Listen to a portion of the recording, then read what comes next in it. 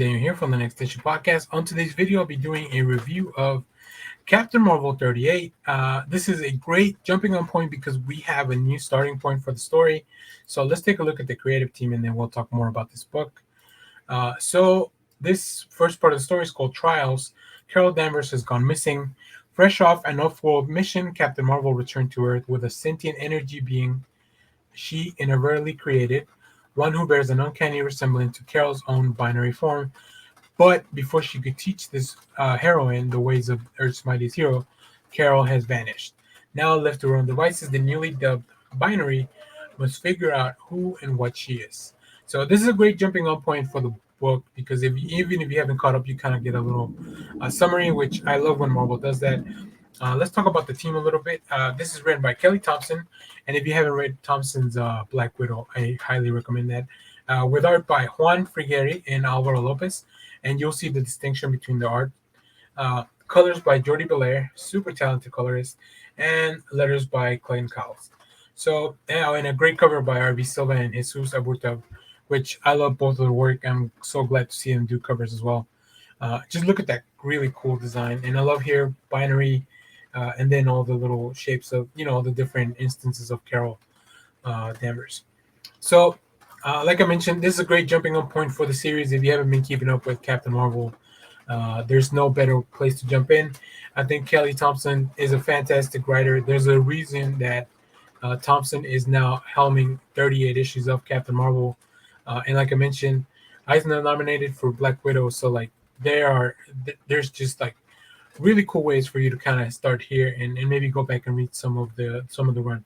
But let's take a look at some of the art. As I mentioned, we have two artists, which is it's unusual unless a book is running late. But in this case, it's not because the book is running late. It's because there's a purpose to the difference in the art, which I really appreciate. And here we have this, binary form that, as of now, it's kind of being seen as the Captain Marvel maybe substitute. Jessica Drew, longtime friend of Carol Danvers, kind of showing binary the ropes, and they get into big shenanigans, right? They look for bigger fish to fry, and then we have this giant dinosaur-looking lizard. But it is Captain Marvel, one of the Earth's mightiest hero, if not the galaxy's mightiest hero.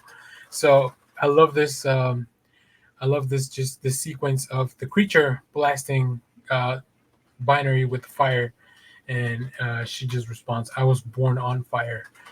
So you can see here, I believe this is the work of Frigeri, but I'm not sure. And then one more thing I really like is a sequence like this, because it is you can think of this as a number one because it's part one of the chapter. So this gives you a lot of information at once by having a fun sequence. You gotta save the cat, so she's the hero. She's eating some stuff because all this stuff is new to her, hanging out, taking a break, and then just punching out villains all over the place. Now, on the flip side, we do have Carol Danvers here, and look how the shift in the art is it's really jarring, but I really like it because it told me, as the reader, there's something amiss. There's something going on. There's more than meets the eye.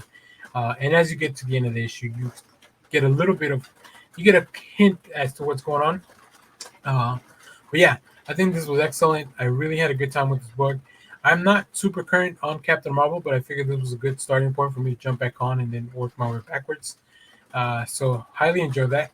But you let me know what you thought of this book if you read it. Are you reading Captain Marvel or any other work from Thompson?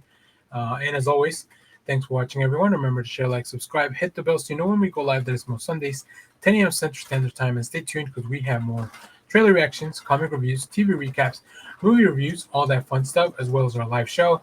Subscribe to our audio podcast. Link should be in the description of pretty much every video. And as always, thanks for watching, everyone. Bye-bye.